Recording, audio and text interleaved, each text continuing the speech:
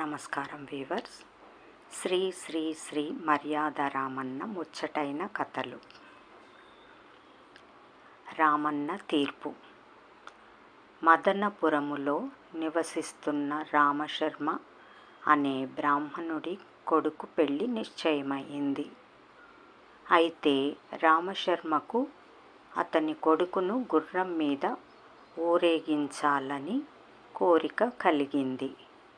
ఆ ఊరిలోనే ఆలీఖాన్ అనే ధనవంతుడు ఉన్నాడు. ఆలీఖాన్ దగ్గర గుర్రం ఉంది. ఊరేగింపు కోసం అతనిని అడిగి గుర్రాన్ని తెచ్చాడు. రాత్రి పెళ్లి ఊరేగింపు జరిగింది.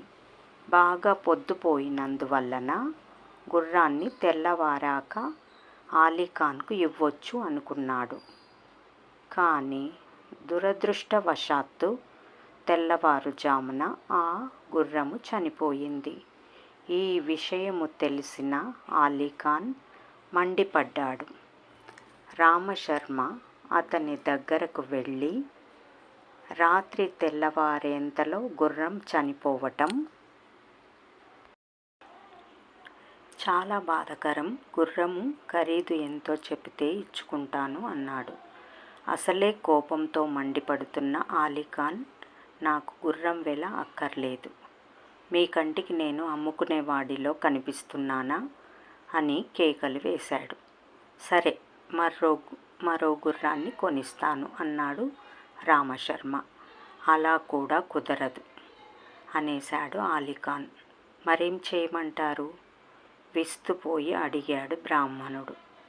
నాకు నా గుర్రమే కావాలి, దాని వెల వద్దు, దానికి బదులు మరో గుర్రము వద్దు అని ఖచ్చితంగా చెప్పేశాడు ఆలీఖాన్.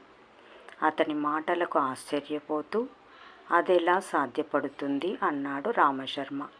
అదంతా నాకు అనవసరం, నా గుర్రమే నాకు కావాలి అని మరోసారి ఖచ్చితంగా చెప్పేశాడు ఆలీఖాన్. రామశర్మ చేసేది లేక రామన్న దగ్గరకు వెళ్ళాడు. బ్రాహ్మణుడు చెప్పినదంతా విన్న రామన్న ఆలీఖాన్ను పిలిపించి ఇలా అన్నాడు. మీ గుర్రాన్నే మీకు ఇప్పిస్తాను, అయితే ఒక షరతు అన్నాడు. ఏమిటి అడిగాడు ఆలీఖాన్.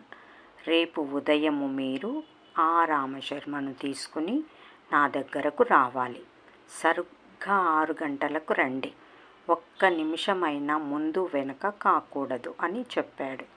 అలాగే వస్తాను అని చెప్పి ఆలీఖాన్ వెళ్ళిపోయాడు. అప్పుడు రామన్న బ్రాహ్మణుణ్ణి దగ్గరకు పిలిచి చెవిలో ఏదో చెప్పాడు. అది విని రామశర్మ కూడా ఇంటికి బయలుదేరాడు. ఆలీఖాన్కు మాత్రం చనిపోయిన గుర్రాన్ని ఎలా బ్రతికించి తీసుకొచ్చి రామన్న ఇస్తాడో అర్థం కాక నిద్ర పట్టలేదు.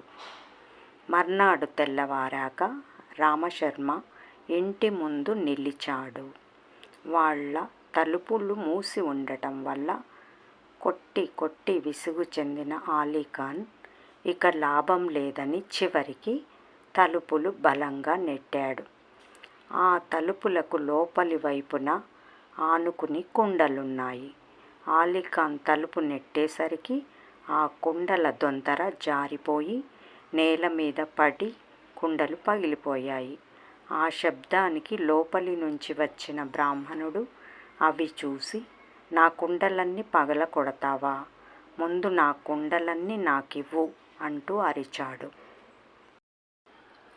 ఇద్దరు కలిసి రామన్న దగ్గరకు బయలుదేరారు.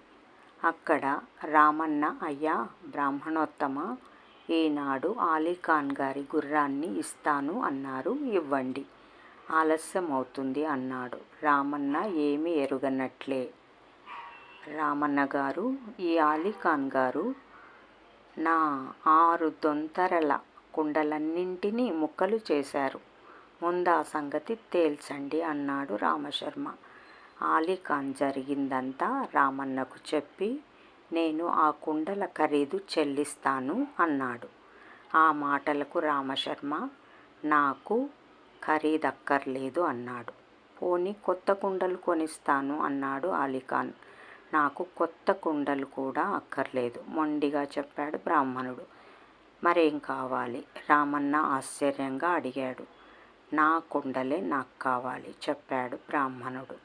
పగిలిపోయిన కుండలు ఎలా వస్తాయి అన్నాడు అలీఖాన్.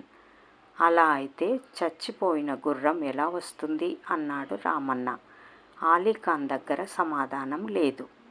అప్పుడు రామన్న అలీఖాన్ని సూటిగా చూస్తూ, బాయి, నువ్వు ఆ కుండలకి డబ్బులు ఇచ్చేసి నీ గుర్రాన్ని తీసుకో.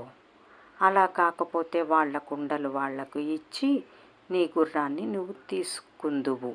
ఈ మూడింటిలో నువ్వు ఏం చేస్తే ఆ బ్రాహ్మణుడు కూడా అదే చేస్తాడు అన్నాడు. అలీఖాన్ చేసేది లేక తల వంచుకొని వెళ్ళిపోయాడు. రామశర్మ రామన్నకు కృతజ్ఞతలు తెలుపుకున్నాడు. జై సాయిరాం. రామన్న ఇచ్చిన తీర్పుకి ప్రజలంతా ఎంతో సంతోషించారు. రామన్న తెలివితేటలను చాలా మెచ్చుకున్నారు. జై సాయిరాం. చూడండి వీవర్స్, తన కొడుకు పెళ్ళిలో కొడుకును గుర్రం పైన ఊరేగించాలని కోరికతో అలీఖాన్ దగ్గర గుర్రం తీసుకొచ్చి కొడుకును ఊరేగించి ఇద్దామనుకున్నాడే కానీ చాలా రాత్రి అవ్వటం వల్ల పొద్దున ఇద్దామనుకున్నాడు. అప్పుడు ఏ గుర్రము చనిపోయింది తెల్లారేసరికి. అప్పుడు తాను రామశర్మ చాలా బాధపడి అలీఖాన్ దగ్గరికి వెళ్ళి చెప్తాడు, ఇలా అవుతుందనుకోలేదు, గుర్రము చనిపోయింది, నీకు దాని డబ్బులు ఖరీదెంతో చెప్తే ఖరీదు కట్టిస్తాను. లేదు, నాకు నా గుర్రమే కావాలని మొండికేశాడు అలీఖాన్. అయితే వాళ్ళిద్దరూ కలిసి రామన్న దగ్గరికి వెళ్ళారు. రామన్న చెప్పిన తీర్పు ముచ్చటగా ఉంది, ఎంతో తెలివిగా ఉంది. అదేంటో వినండి.